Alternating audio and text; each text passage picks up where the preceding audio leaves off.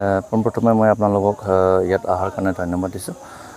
হয়, আমাৰ অমৃত বৃক্ষ আন্দোলন 2024 যিটো আমাৰ গভৰ্ণমেণ্টৰ ডিপাৰ্টমেণ্টেলি যিটো অৰ্ডাৰ, সেই ওদালগুৰি ডিষ্ট্ৰিক্টত আমি 12 লাখ আছে।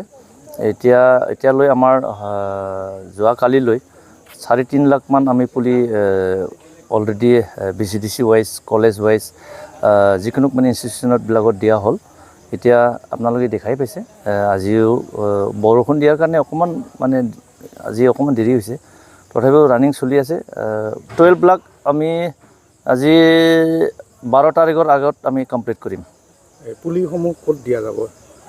পুলিবিলাকক আমি BCDC ৱাইজত, যিটো আমাৰ ওদালগুৰি আমাৰ ধনশিৰি ডিভিজনৰ আমাৰ DFO চাহাবৰ নিৰ্দেশ মৰ্মে আমাৰ BCDC ৱাইজত আমি পहुচাব লাগে পুলিবিলাকক।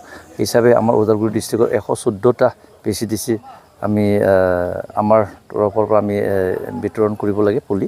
কিন্তু আমি BCDCতেহে আমি পুলিবিলাক পহুচাম। তেখেতসকলে ক'ত ক'ত দিব সেইটো আমি এইবিলাক মানে অৱগত নহয়। এটা BCDCত কিমান কৰি গৈছে?